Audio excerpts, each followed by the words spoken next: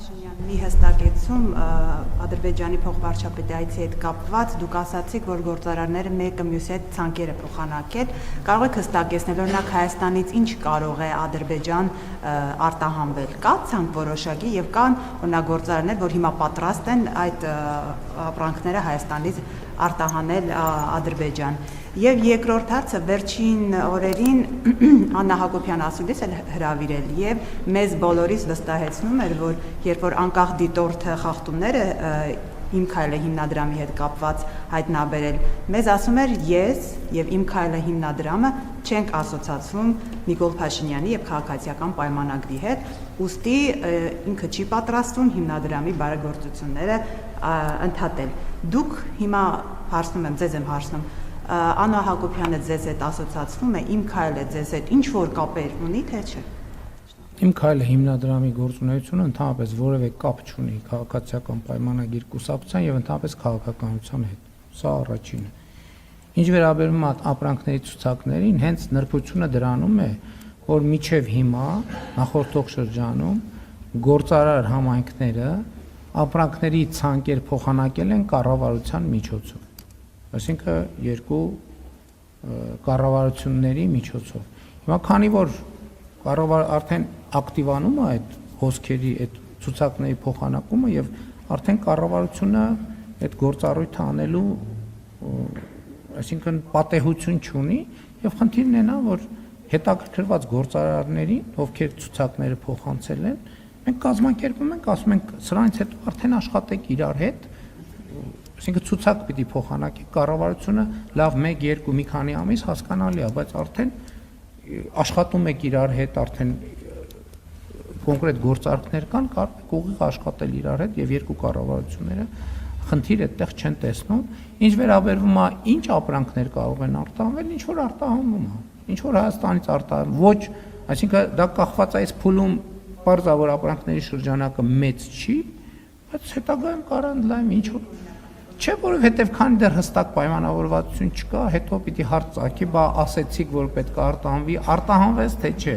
բան եւ այլն եւ երբ որ կլինի արտահանում, դա արդեն արտահանման մեր վիճակագրությունների մեջ կտեսնեք։ Այսինքն ես պատեհ չեմ համարում իրադարձություններից առաջ, որովհետև դեռ հետաքրքրությունն է, կարող է հազար ու մի գործոն կա, գին, լոգիստիկա, ժամկետներ, ծավալներ, կարող է այդ հետաքրքրությունները փոխվեն։ Ես հիմա ինչու հայտարարեմ մի բան, որը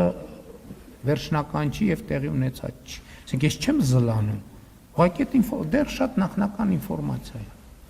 Շնորհակալություն, հաջորդ հարցը Պարոն վարչապետ, Հայաստանի եւ Ադրբեջանի սահմանազատման հետ կապված երեկվա հանդիպման արդյունքում փաստորեն միայն նախագծերի տեքստեր են համաձայնեցվել, իսկ կա մոտավոր ժամկետի մասին պատկերացում, թե երբ արդեն դրանք կհաստատվեն ու ըստ այդմ աշխատանքները կսկսվեն։ Նախանշվում է այդպիսի ժամկետ։ Ճիշտն ասած, լավ չպատկերացրի։ Նախագծերը համաձայնեցվում են, պետք է ներպետական ընթացակարգեր անցնեն, որպեսզի համարվեն նույնիսկ միջպետական պայմանագրերը, որ ստորագրվում են,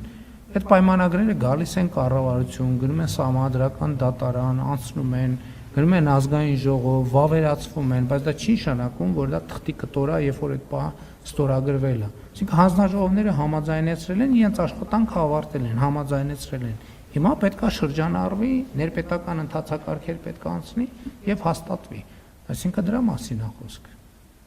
Այսինքն չի նշանակում, որ սևագիր են թողարկել, աշխատել են, ընդ որում ես նախկինում ձեզ ասել եմ, որ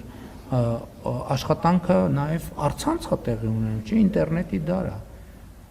Երբ որ մարդիկ հանդիպում են, արդեն ըստ էության վերջին շտրիխներն են համաձայնեցնում եւ որոշում կայացնում ու դնում շրջանառության, այսինքն ներպետական ընթացակարգեր կան։ Ժամկետների մասին չեմ կարող, որովհետեւ ես ցավոք ընթացակարգերի հետ կապված նրբություններին շատ չեմ տիրապետում, որովհետև ինքը շրջանառության կանոններով, որովհետև մինիմալ ժամկետներ կան, մաքսիմալ ժամկետներ կան։ Այսինքն այդ ամեն ինչը կարվի առանց շտապողականության, բայց նաև առանց արգելակման։ Բնականon ընթացքով ոնց որ արվում է կարվի։